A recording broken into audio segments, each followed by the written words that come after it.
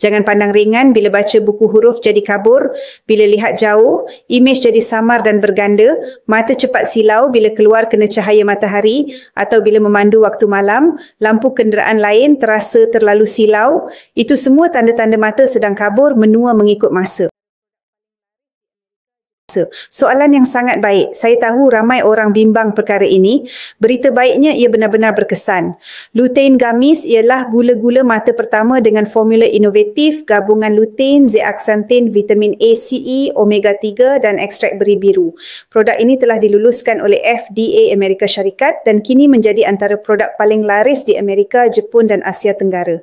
Dengan hanya 2 biji sehari, ramai pesakit saya mula rasa perubahan selepas 7 hari. Mata lebih jernih, kurang kering, kurang letih dan penglihatan lebih jelas. Ada yang meningkat sehingga 80% bergantung kepada keadaan. Yang penting anda sedang menyuburkan mata secara semula jadi dari dalam.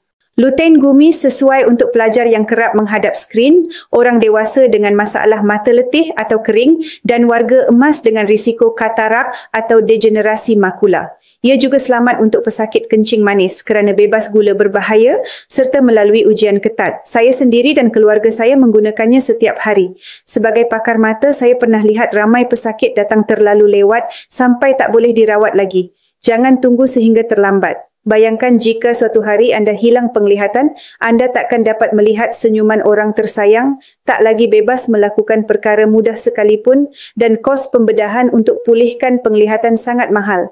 Mulakan penjagaan mata anda sekarang. Lutein Gummies ialah cara mudah, selamat dan menjimatkan untuk menjaga mata setiap hari. Jangan tunggu lagi. Lindungi penglihatan anda hari ini.